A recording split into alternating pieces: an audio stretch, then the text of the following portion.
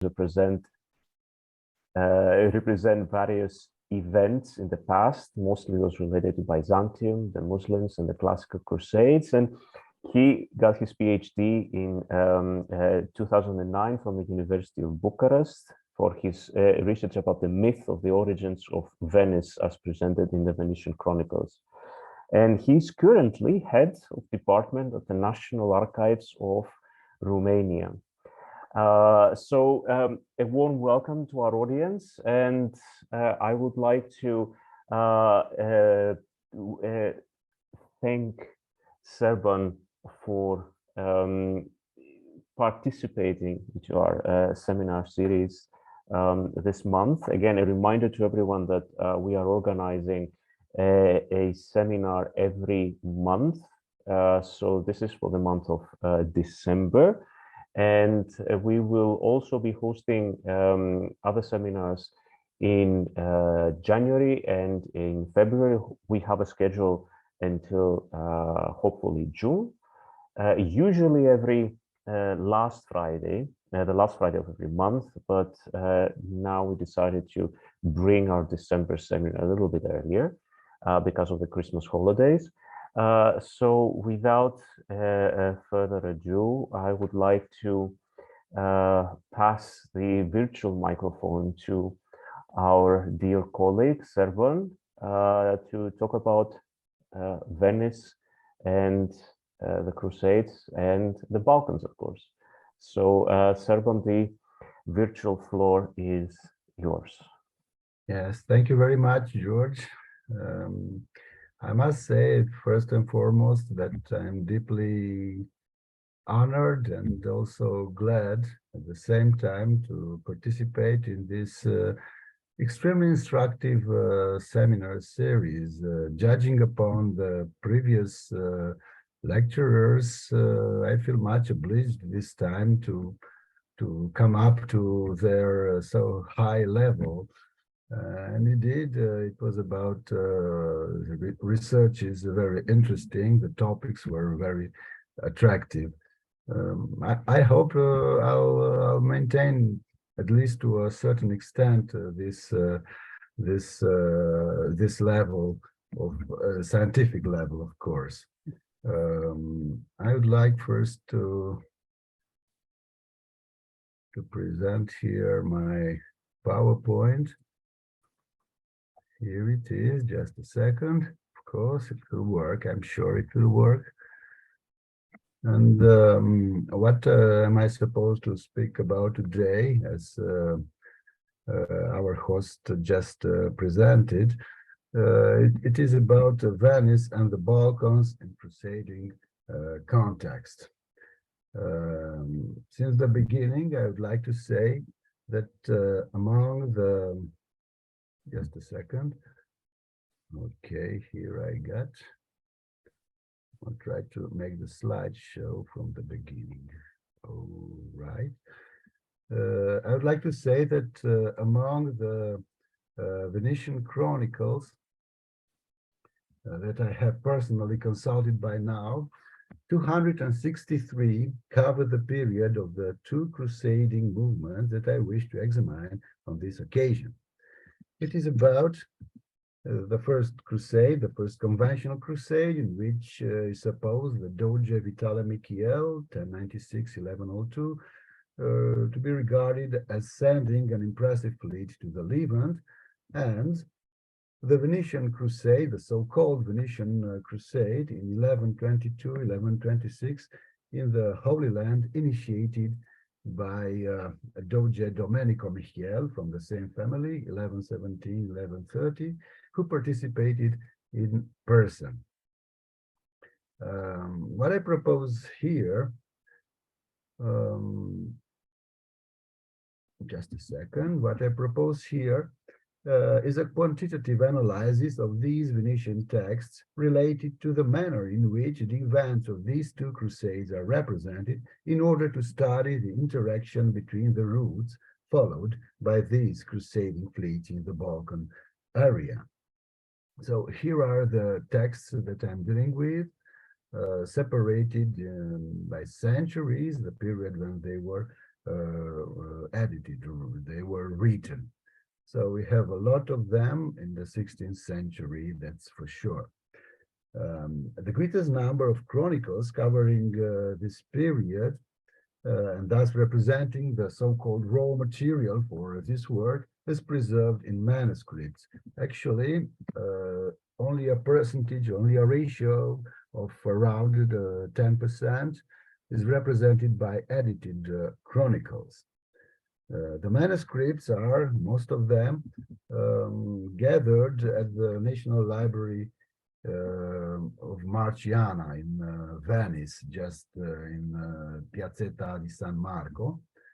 And you may find here that almost half of the chronicles that I'm dealing with is preserved at this important library. But we have also the library of Correr Civic Museum with also with a high ratio, meaning more than a quarter, 25%, and other texts are preserved in some other libraries and archives, not necessarily in Venice, like Archivio di Stato di Venezia or the library of Fondazione Querenista Ampaglia, but also in Vienna at the Austrian National Library.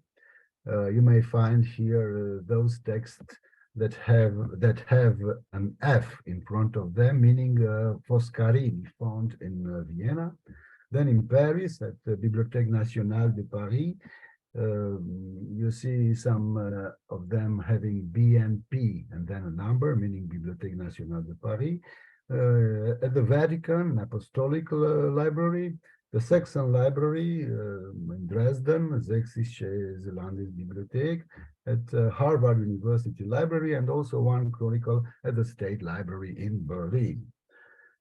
These materials were written between the 13th and the 17th and the 18th centuries, with the 16th century, as I said, as a real golden age of the Venetian chronicles. The information they convey thus does not serve to reconstruct the event and the perception of them. Rather, our interest lies in consulting them in order to know the manner in which the events of the past had been represented across the centuries. Therefore, it is not a perception, but rather representation of the past that is at the core of this investigation. And following the routes of the Venetian participants to these two crusades, the ratio of the texts presenting one particular event or another, one particular detail or another, is not so relevant, precisely because the chronicles do not record events in a necessarily logical progression. It is common for the chroniclers to combine to make a combination between the typical crusading events with the acquisition of holy relics, for instance, St. Nicholas under Vitale Michiel, St. Isidore and St. Donatus under Domenico Michiel, and in the case of the First Crusade, the incidental confrontation with the Pisan fleet also engaged in the crusade. For the Crusade of Domenico Michiel, it is about the diversions against the Byzantines and the one in Dalmatia against the Hungarians. Oftentimes, the unfolding of the events as it is represented leads to the casual, not necessarily historical, appearance of the Venetian fleet in one place or another. This results in the representation of more campaigns, deeds, actions, movements than the actual number of the chronicles. For this investigation, as I mentioned already, ratios become irrelevant. Instead, I will rely on raw figures. Such an approach is also dictated by the often haphazard order that each chronicle records the events it describes. In documenting the routes of the Venetian Crusaders according to the chronicles, there are frequent transcription errors regarding toponyms in the chronicles, which inadvertently place the Venetian Crusaders at odd places that have nothing to do with their purposes. For instance, in the crusade under Vitale Michiel I, Smyrna is constantly used instead of Myra in order to localize the place from where St. Nicholas' relics were taken. On one occasion, Myra becomes Moria. Another example, unrelated to this paper but indicative of this trend, is the use of Kaffa instead of Haifa. Then under Domenico Michiel, similar transcription errors complicate the purported roots of the fleet further. We have Pera instead of Epirus, Zante, Zakynthos instead of Jaffa, Scardona meaning Scradin, and Salona meaning split instead of Ascalona, Troy instead of Tyre, Tyre instead of Epirus, Adrianople meaning Edirne, and Acre, even Acre instead of Andros, Zara instead of Biograd, which was also called Zaravecchia, and so on. The list indeed goes on without even mentioning the constant confusion between Romagna and the Italian region of Romagna, around Bologna. As a result, some strange motions of the Venetian crusading fleets in the eastern Mediterranean are noted. Further, there is a certain abundance of location errors that are recorded. For instance, under Vitale Michiel, Smyrna is located in the Ionian Sea. Corfu is placed near Cyprus, and under Domenico Michiel, Thessalonica is regarded as situated even in Albania. In addition, some texts clearly incorporate some wishful thinking, for lack of a better word, misinformation, such as the participation of the Venetians in the gathering of the participants to the First Crusade in Constantinople. All these mistakes further complicate the description of the movements of the Venetian crusading fleets. I must underline that on this occasion, the crusading activity of Venice under Doge Ordelafo Faliero, 1102-1117, has not been taken into account on this occasion, since it is much less represented in the chronicles, and especially because, in this case, the Venetian fleets are presented as acting exclusively in the Holy Land area. Here is a table in which I inserted, just a second, a table in which I inserted the pages where these two crusades, but also the Fourth Crusade, which was mainly a Balkan affair, are mentioned, chronicle by chronicle. The conclusion is that they are extremely well represented in the Venetian works in a very high ratio.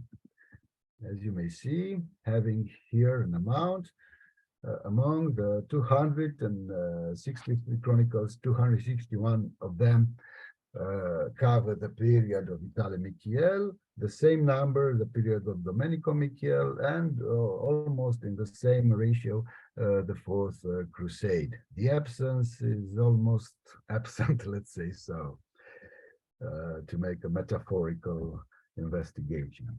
After these preliminary considerations, I am to get into the core of this investigation. We have the Vitale Michiel and the First Conventional Crusades. There are 256 texts covering the dogetship of Vitale Michiel I. It has to be noted here that in Chronicle Italiano 7833 at Marciana, all the events related to the crusade are dated under another doge, meaning Vitale Faliero, 1084-1096, meaning the previous doge, while the manuscript, the Codex Cicogna 2113 from Museo Civico Correr, places them under Ordelafo Faliero, Michiel's successor already mentioned. Events related to the First Crusade, especially dealing with the non-Venetian crusade, are to be found both under Vitale Faliero and Vitale Michiel in some other texts. The movements of the Venetian fleet in this context are the result of three different events, which the Venetian texts usually combine. It is the crusade to the Holy Land, of course, natural, then the acquisition of the relics of St. Nicholas, and the war against the Pisans. By combining them, as most chronicles do, the matter of the holy relics and the confrontation with the peasants becomes somehow automatically transformed into crusading deeds as well, since they were performed by a fleet that had participated or would participate in the conquest of the Holy Land. The Venetian presence and activity in the Holy Land is documented, excuse me, just one moment,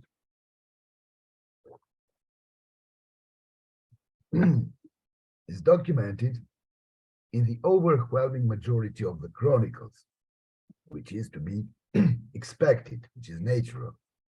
It is only absent in 15 chronicles. One could add here four texts which substitute Haifa, situated in the Holy Land and in whose conquest the Venetian actually participated, with Corfu, a more familiar toponym for the Venetian chronicles, for whom the settlements in the Holy Land were already exotic enough. This is the first example in the chronicles where a toponym is moved from the Holy Land to the Balkans. Then the acquisition of the relics of St. Nicholas is also widely recorded, being absent from only 25 chronicles, while the war with the peasants is less represented, but still quite well so. Its absence is noted for 110 chronicles. Now, regarding the acquisition of the holy relics of St. Nicholas, the actual location from where these relics were recovered is commonly known as Myra, in the province of Lycia, in Asia Minor. Despite that, it is mentioned as such in no more than 7 chronicles.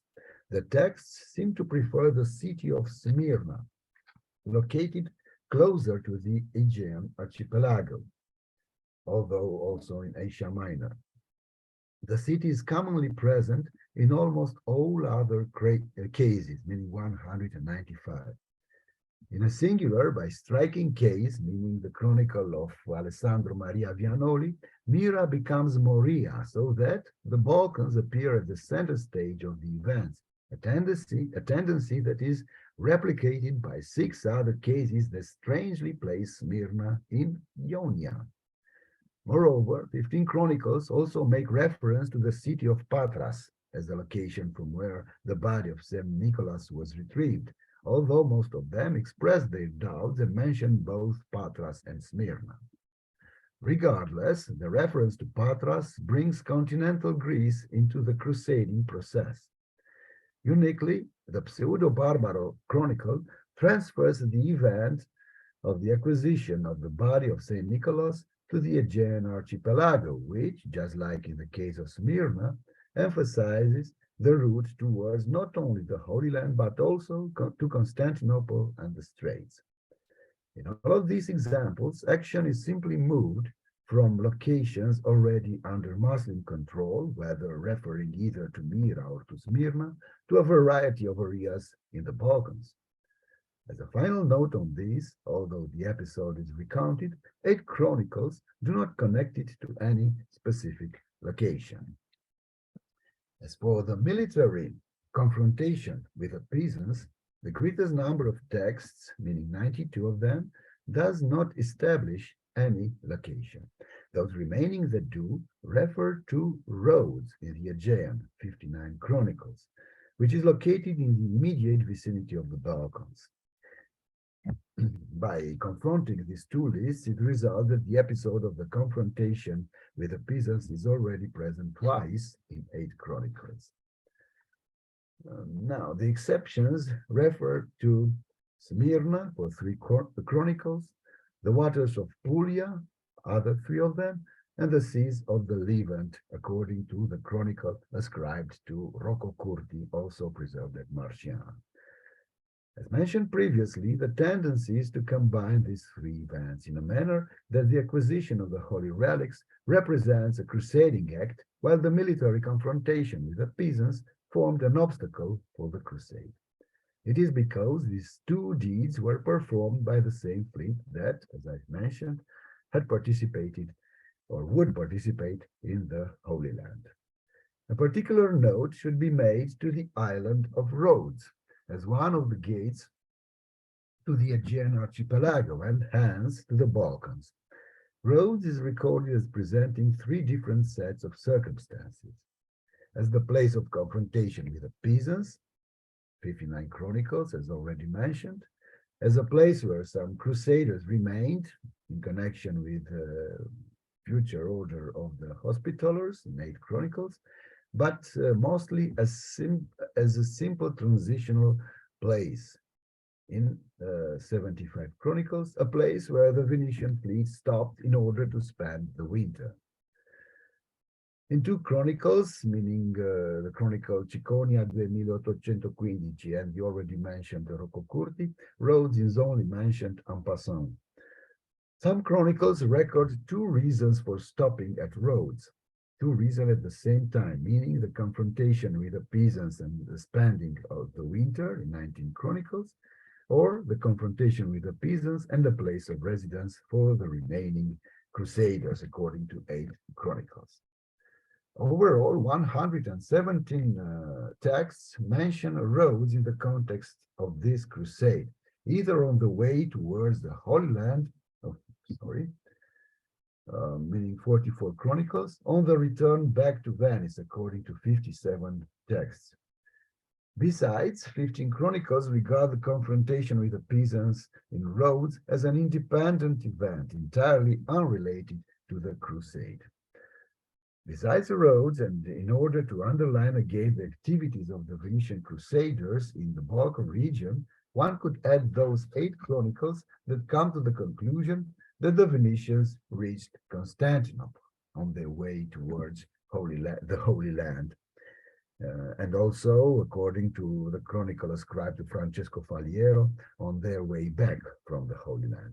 Even though this conclusion is only attributed to a copist's error who, referring to the other participants to the First Crusade, who indeed reached Constantinople, mentions that the Venetians also arrived at the Byzantine metropolis. As a whole, in addition to the locations mentioned above, the Venetian works refer to Dalmatia, mentioning that some galleys were prepared and supplied in Dalmatia because logistically a stop had to be made there. It is according to 46 Chronicles. The city of Bari in Apulia, as the place where an arm of Saint Nicholas was gifted to the inhabitants, according to 67 Chronicles. The province of Puglia, where the same crusading fleet acted along with the Hungarians against the Normans in southern Italy, according to 6 Chronicles, and the transitional locations on the way to the Holy Land, that is, the seas of Pamphylia and Cilicia, according to 8 Chronicles, and the island of Cyprus in 6 Chronicles. Among these places, the case of Dalmatia illustrates that another Balkan region was included in the Venetian routes towards the Holy Land. Now, the motions of the Venetian crusading fleet are illustrated in the following maps. There are many, so be ready to hear a presentation of all the routes followed by the fleet in the more or less number of chronicles. I emphasized in red color those that refer to the Balkans. There are many, of course, and certainly, I would underline the fact that among these 60 directions, a number of 40 refers to various locations on the Balkan coasts and islands on the route of the Venetian Crusaders, a figure that represents a consistent ratio. So there are many maps, but the idea is that many refers to various provinces or cities in the Balkans. Well, indeed. Here below is a list of the chronicles referring to the itineraries that included Balkan region followed by the Venetian crusading fleet.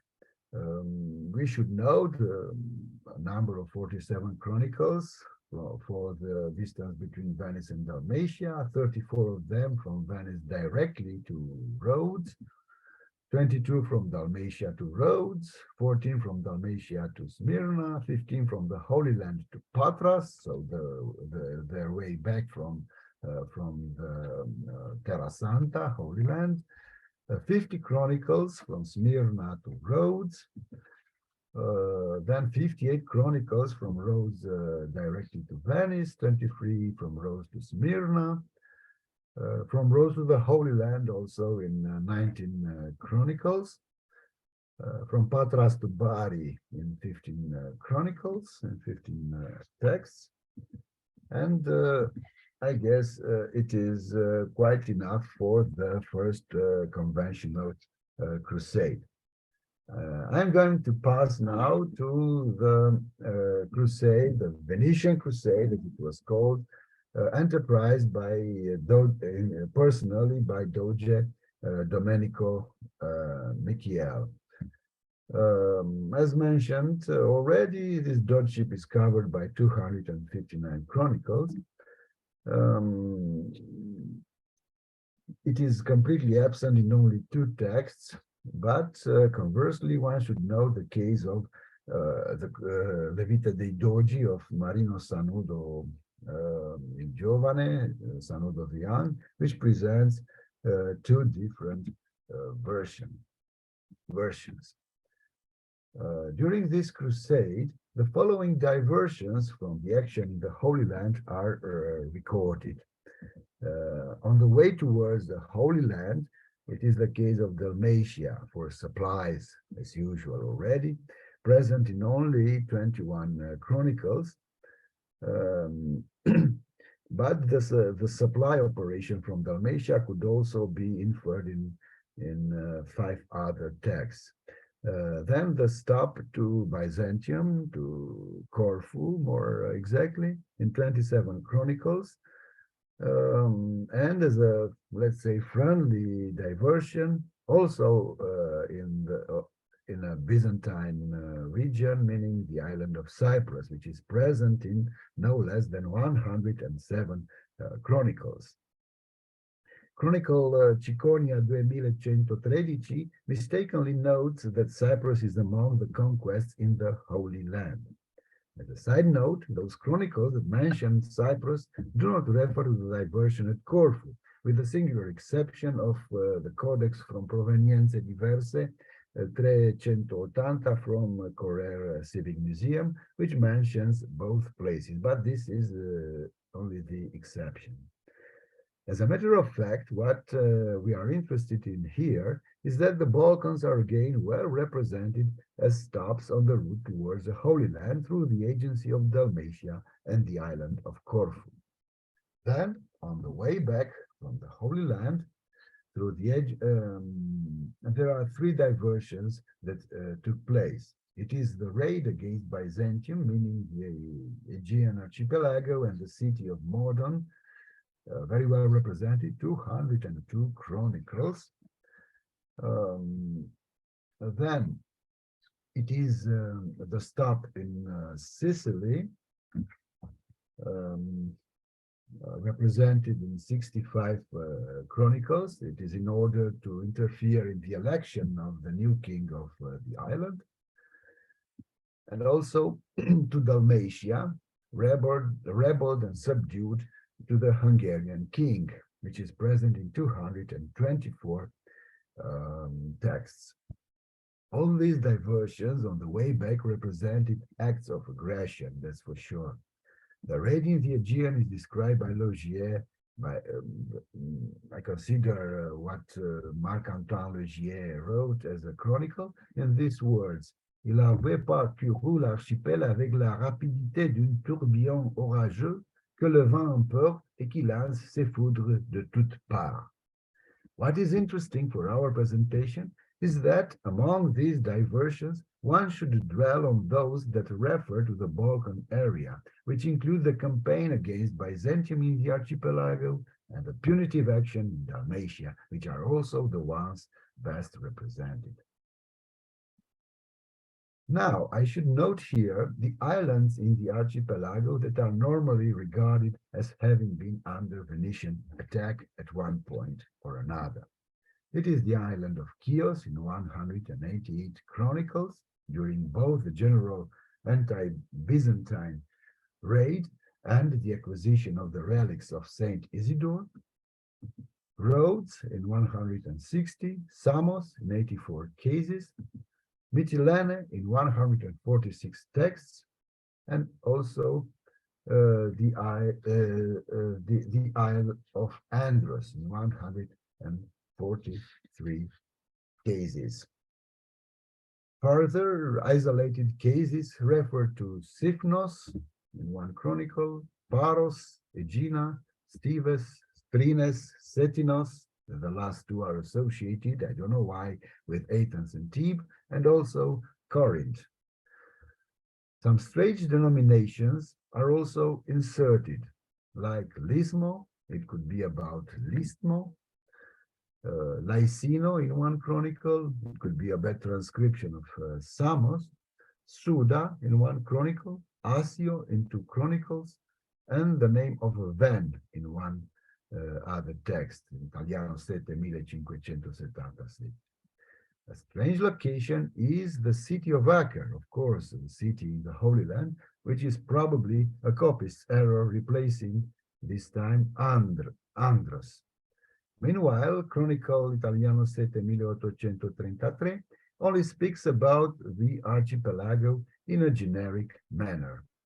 In some cases, the description results in strange combinations like Radoki in Italiano 752, Radocchio or Rodocchio in four other texts, beginning with texts in Codex Corer 760, the second chronicle in this codex. Then Andresiamo in Codex Corer 1046, Samo Mitilene in Pseudo-Magno 514 from Marciana, and Sandro in Italiano 72572. Radocchi could be a combination between Rhodes and Chios, as Radocchio or Rodocchio is. Andresiamo between Andros and Samos. Samo Mytilene, of course, between Samos and Mytilene.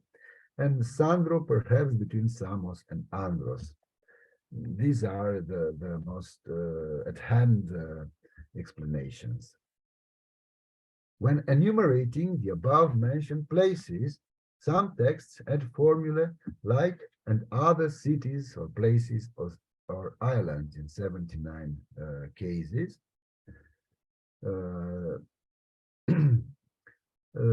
In four other examples, we have the expression ali luogi instead of altri luogi, thus changing the sense.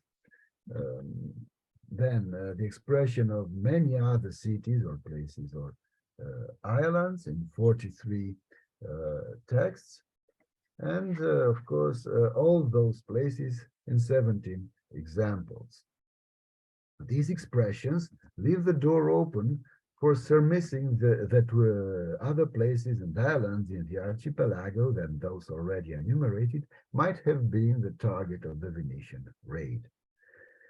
In fact, we should note a further four cases that are not accompanied by geographic details and refer to a number of 10 unnamed cities conquered from the Byzantines, 8 in the case in another case. In this context, what I would like to emphasize also is the fact that the emperor is regarded as the great enemy of the Venetians, according to 69 cases, although conversely, their mortal enemies are the citizens of Rhodes, according to 5 texts. A further 52 cases also suggest the emperor's hostility towards the Venetians in this context, about the in addition to those that had already referred to the episode of Corfu, of course. Some isolated cases speak in this context about the conquest of Dalmatia by John II Comnenus or by the Hungarians, or merely about an anti-Venetian alliance between Byzantium and the Kingdom of Hungary. It is also the case that the chronicles were advancing the possibility of a Byzantine attack over the islands under Venetian rule in the Ionian Sea, and even a massive presence of a large Byzantine fleet in the Adriatic, according to the chronicle, the history of Francesco Verdizotti. Since the Venetian fleet is already regarded as acting for the benefit of the crusade, automatically these Byzantine actions are nothing but anti-crusading deeds that once again bring the Balkans into the events. This is the opinion of these texts.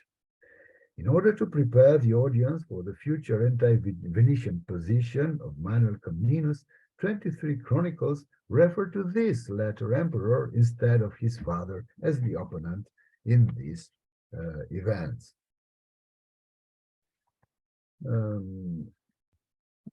Now, usually the Venetian attack to the archipelago is connected to the relics of Saint Isidore captured in Chios in the same period. This is the case in 112 chronicles, but some other texts, meaning 67 of them, separate the Venetian raid in the archipelago from the looting of the relics from Chios, interjecting other events or noting the capture of the relics of Saint Isidore as a different subchapter. Some even place the episode related to the relics prior to the raid, or even prior to the crusade itself, while yet others refer exclusively to it, neglecting the conquest of other Byzantine holdings in the archipelago. The capture of Chios, in the sense of acquisto or conquisto, is absent in some of the above texts, although the relics are referred to. Among the texts, Chios is completely absent as a location in 15 chronicles. As a side note, in Codex Italiano 737 from Marciana, the relics of Saint Isidore are recovered from the city of Tyre. In the case of 34 chronicles, Saint Isidore is replaced by Saint Theodore, a character with whom the Venetians were more accustomed, more familiar, as the patron of the community prior to Saint Mark.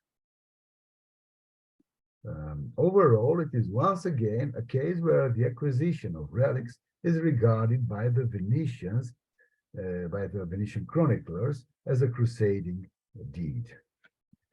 Now, according to no less than 135 works, the next stop of the Venetian crusading fleet in the Balkan region was the city of Modon in Peloponnesus, regarded by 8 chronicles as opulentissimo or ricchissimo, very opulent, very rich, the richest.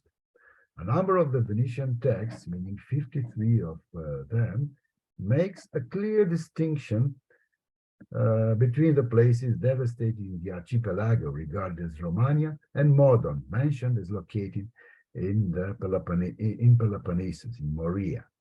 In fact, we should note a further 4 cases that are not accompanied by geographic details and refer to a number of 10 unnamed cities conquered from the Byzantines, 8 in the case of Italiano 727. This extended campaign influenced 11 chronicles to insert the expression of terror Grecorum in Domenico Michiel's epitaph. Now, for the punitive expedition in Dalmatia, the following cities are described as falling again under Venetian rule. It is about the following cities, following Dalmatian cities: Split, Trogir, as you may see, they are noted in many texts, Sibenik, and Biograd, usually noted by its nickname Zaravechia. Also, the complete destruction of this latter city by Michiel's fleet is attested in most of the texts, and also some add Zadar. Zara is included among the rest of the Dalmatian rebel cities, probably due to the confusion with Zaravechia, that is Biograd. Conversely, Zara is also regarded as a rather friendly harbor in 26 cases, sometimes along with the city of Ragusa. As a side note, although referring to the Dalmatian campaign, 5 chronicles do not mention any Dalmatian city. The names of the Venetian counts removed by the locals and by the Hungarians from Dalmatia, Pietro Gradenico, Giovanni Badoaro, and Sebastiano Gianni, their names are recorded in 150 chronicles. The name of the Venetian Count of Biograd, Pietro Sanuto, is absent in 19 chronicles among them, a small number. On the contrary, 10 of the texts mention only this latter dignitary without referring to those in the other Dalmatian cities. This punitive campaign somehow stands in contrast with the 21 chronicles mentioned above, which had noted the Dalmatian contribution and supplies at the beginning of the crusade. Anyhow, almost all chronicles that refer to the Dalmatian diversion immediately follow this by the triumphal return of the Doge to Venice. I would like to speak, but once again, time is my enemy, about another incursion against John Comnenus, meaning the attack on Kefalonia, where there are some other many mistakes. For instance, the province of Epirus is noted sometimes as the city of Piro, or some other texts note Pera instead of Epirus, meaning the Genoese district in Constantinople, which was more familiar to the chronicles, or even Tyre in the Holy Land, thus modifying the geography entirely, then the proper noun of Piero, and even the adverb pero instead of Epirus. As a further side note, in 2 cases, the city of Tyre is noted as Troy, thus shifting the action to Asia Minor and much closer to the Balkan region.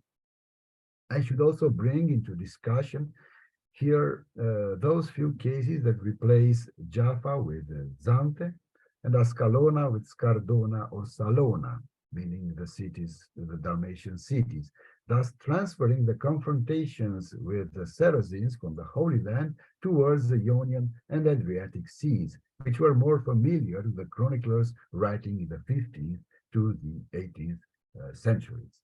These 3 examples of incorrect transcriptions place once again episodes from the Holy Land in the Balkans. In regard to relics in general, meaning Saint Isidore, on few occasions, the incidents are placed prior to the crusade and are completely unrelated to it. As a general detail related to the entire expedition, I regard as edifying the consideration in Italiano 7 1833, saying: dopo di aver riempito di terrore del nome veneziano dal fondo della Siria sin al termine dell'Adriatico. The motions of the Venetian crusading fleet could be synthesized in the following maps, and now again it is a huge number of possibilities for this fleet to go to the Holy Land or to return from the Holy Land, stopping or not in the Balkans. Among these 77 slides, 77 maps, no less than 65 refer to the Balkans. Once again, emphasized by the red color. And the directions are underlined as follows: 55 chronicles from Venice to the archipelago, 42 from Venice to Kefalonia, another number 26 from Corfu to the Holy Land, 163 from the Holy Land to the archipelago, and so on and so forth. Now, what I would like to also we have one case from Adrianople to Modon, because Adrianople is written instead of Andros in Italiano, in Cicogna 1983. Now, based on these general routes, including the Balkans in the Venetian itineraries towards or from the Holy Land, I present here fugitively the movement of the Venetian crusading fleet in the Balkans, actually, and I refer here to the order in which the islands in the archipelago, the order is presented in the Venetian chronicles. There are many and many possibilities um, showed by the Venetian chronicles. Here are the texts. 48 of them mention only Chios, for instance. Um, um, Also, large numbers referred to the case of the 46 chronicles that put them in order of Rhodes, Chios, Samos, Mytilene, Andros, and it seems that this was the order. I operated in the same way when dealing with Dalmatian cities. The order in which they were attacked by the returning fleet of Domenico Michele, let's say it, Italianizing the name of the Doge. So there are many possibilities. So the chronicles differ one from another in so many possibilities and versions. It seems that these 38 chronicles, embracing the order Sibanic, Split, Trogir, Biograd, to be the most used. Now, as can be seen, there is a huge diversity in the available versions regarding the order of the islands or the cities captured either in the archipelago or on the Dalmatian coast. These are the two main Balkan regions that were attacked by this Venetian crusading fleet.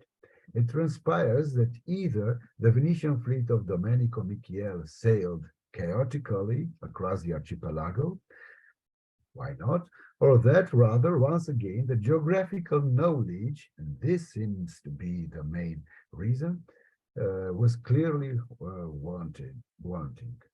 The following map provides a synthesis of these sources to highlight the Balkan regions and settlements affected by the presence of the Venetian crusading fleets. Nota bene, some locations are included in the sources due to transcription errors that I already mentioned. Now, passing to the conclusion, we have a preliminary conclusion from the above that the Venetian chronicles had limited geographical knowledge of the areas they were referring to. It seems that they used their imagination in order to accomplish this lack of knowledge. Of course, one might be tempted to read more between lines and identify hidden meanings behind these errors.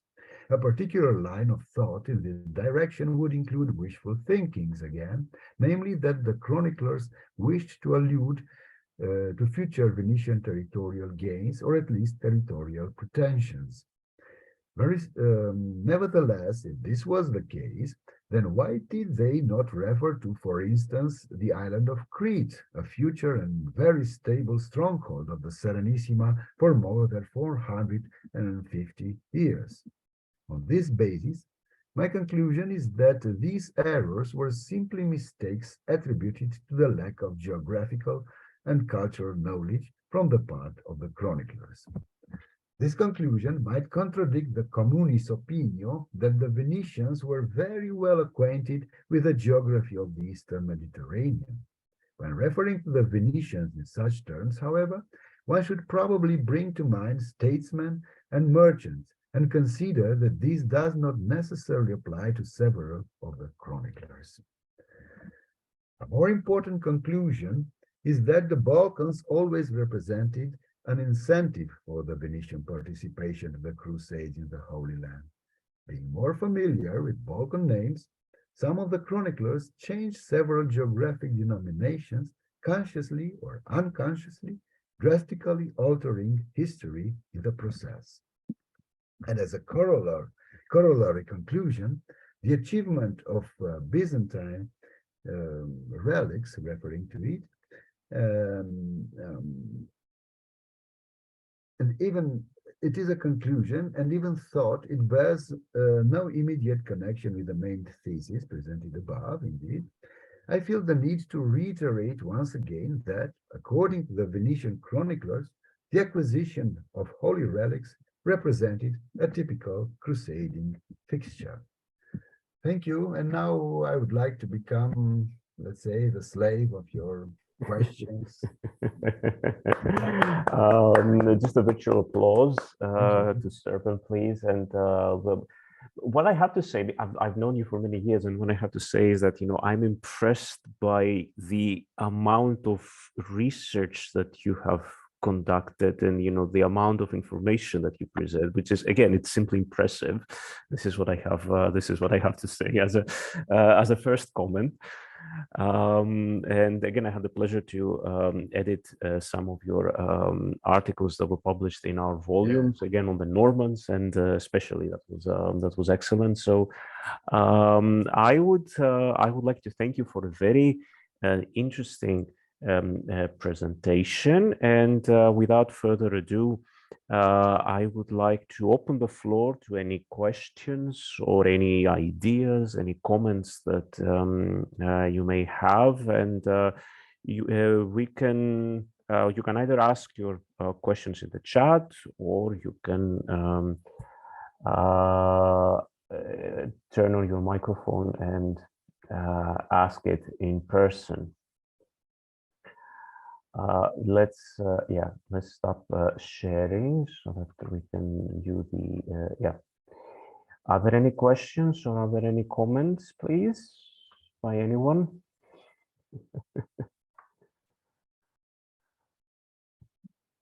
No one.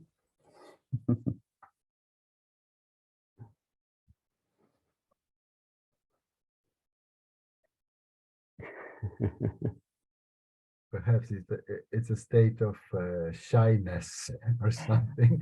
Yeah, this is what I'm getting. Yeah, that maybe it's not. People are a little bit reluctant. Can I maybe, if no one else asks, is too shy maybe to ask a question? Maybe if I can ask. In general, I mean, as historians, we'll be having the same issues with who to trust, again, which chronicles to trust. And when we are dealing with specific missions, specific crusades, specific wars, for example, I've been dealing with battles and campaigns, and you have chronicles that you can trust, and chronicles that you want to trust a little bit less, again, depending on the background of the chronicle. When it comes to the how biased he or she is, or when it comes to the amount of to his experience and knowledge of geography, etc., etc., etc. So from your experience, when it comes to particularly the First Crusade or the beginning of the 12th century, which is the background of the chronicle that you would like to trust more when it comes to the description of campaigns, and when it comes to description of expeditions or battles? Maybe it sounds like a very general question, but what have you noticed when it comes to the background of the chronicles who have less mistakes, let's say? Of course, the edited chronicles are more trustful sources. The authors knew that their work will be published in a larger or not number of copies, and was, of course, more accurate, made effort to be more accurate. And I refer here, for instance, to the first chronicle that was regarded as the beginning of the Venetian historiography. That is a chronicle, the history of Marcantonio Sabellico. Also Andrea Dandolo, previous to Sabellico, with more than one century, was accurate in many of his ideas, of his description of the events and things like that. But on the contrary, they are these two cases, especially Sabellico. These cases were the most criticized chronicles because the later scholars feel them more familiar to them for the simple reason that they were edited. To rely upon a manuscript, we as scholars we feel a little bit uncomfortable, and we do not agree with a manuscript, because a manuscript which was not edited, was not written in order to be edited, doesn't give us a certitude of the things mentioned there. So it's a simple manuscript, and the finality of this manuscript is not to be published, but to be present in let's say in a family's group of books, collection of things like that. So a manuscript is not written in order to be accurate. It's written in order to be attractive, aesthetical, to have a lot of miniatures and things like this, to be written in red ink, alternatively with blue ink, for instance. When writing for the public, of course, and you know that you as chronicler, you know that you will be read by a lot of readers, a lot of lecturers. You are more careful when presenting an event or another. But as I said, even Sabellico had a lot of critics. Maybe he was the most criticized chronicler, not only during his lifetime, but also closer to nowadays. For instance, Agostino Pertusi, chapeau for this impressive scholar, but he simply makes a review, a devastating review for Sabellico. Then why to be in fight with a former Cinquecento writer, chronicler? I don't know why, but maybe he had some reasons, nobody knows. So it's quite normal to make this distinction between a chronicle that was written, that remained in a simple manuscript, and a chronicle that was supposed to be published for a public, Excuse for this not quite exact expression. I hope I gave a preliminary answer to your No, of course, of course. question. Of course. No, thank you very much. I mean, are there Thank any, you. is there any other question or any comment or anything to add to there is in the there is in the Yes, chat? I guess I have one question from Soteris Papa. No, it disappeared. It was in chat. Which is the criterion in categorizing, evaluating conclusions? Well, actually it is the simple criterion of this chronicle. These are related to the main topic, meaning the crusade. It is a preliminary conclusion that refers to the internal feelings of a chronicler or of another. If they had a geographical knowledge or not. So it has nothing to do with a crusade. I regard the second conclusion as more important or major conclusion because it referred to the topic presented today by their familiarity with Balkan names. And the conclusion related to the acquisition of holy relics as crusading deed is indeed a corollary conclusion. If I wanted to make a lecture about the holy relics in the Venetian Chronicles, of course, this was one of the major conclusion that it was a typical crusading act, deed, let's say so. Thank you. Good, very good. Thank you for the question and the answer. Any other questions or comments or ideas for Serban?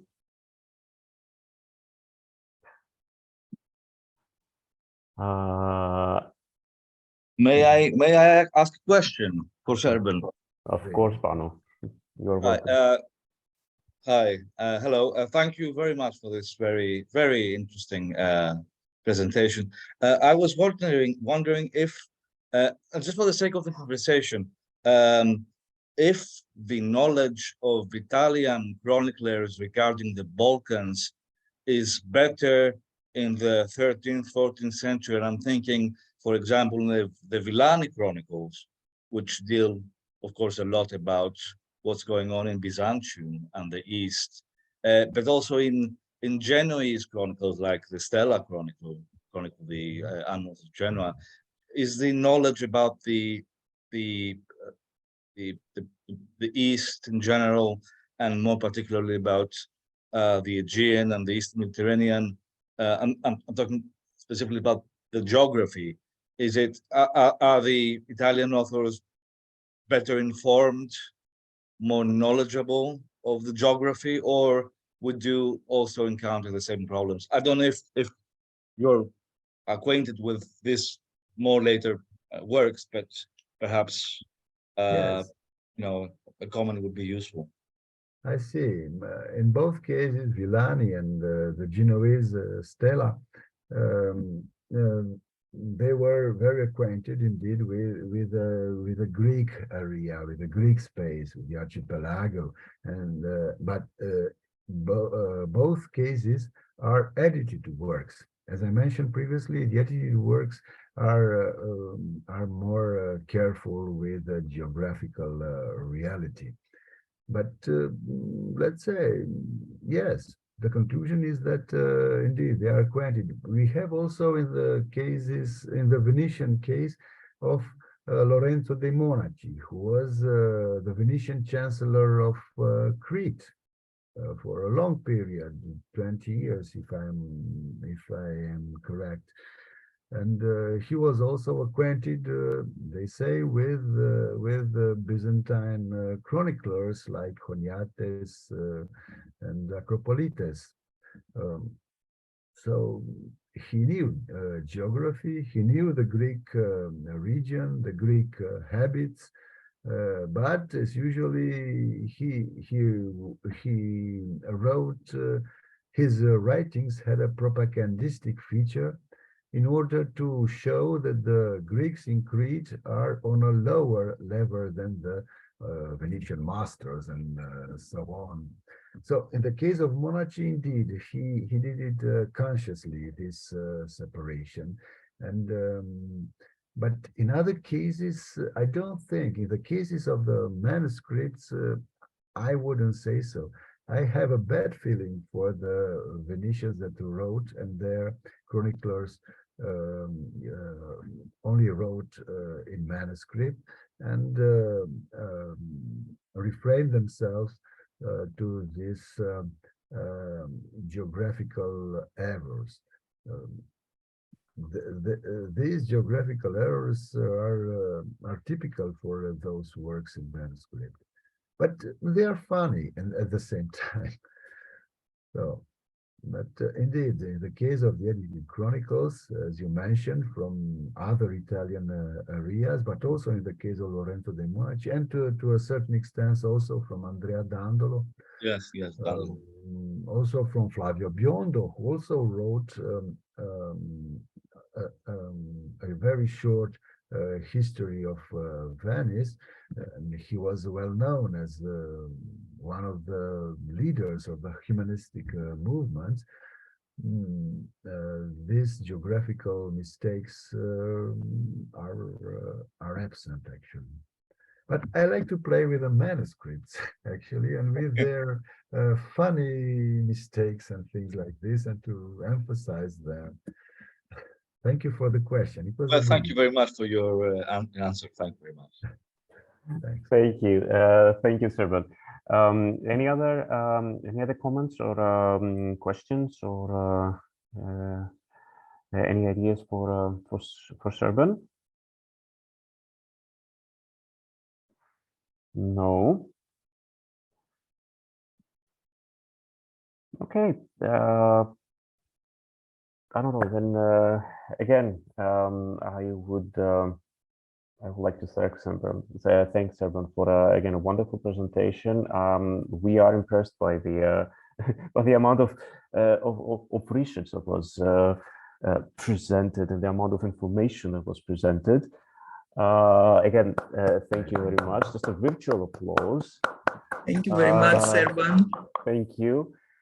And I would like to renew our virtual appointment for next month for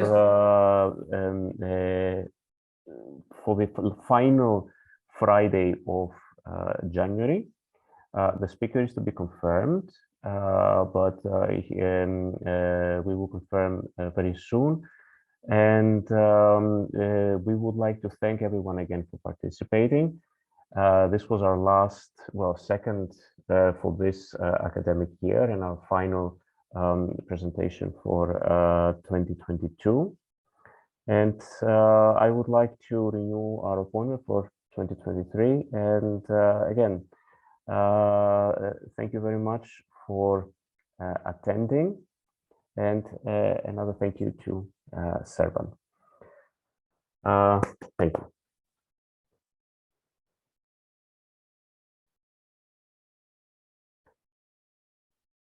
Ευχαριστώ πολύ. Ωραία. Ωραία. Thank you very much, Serban. Thank you very much, Serban. Really interesting. Is he? I think he's still. Yeah, he's there. Thank you. It was interesting, and yes, as I said, you know, the amount every time in your articles, the amount of references that you put, it's like, you know, it's a researcher's, I don't know,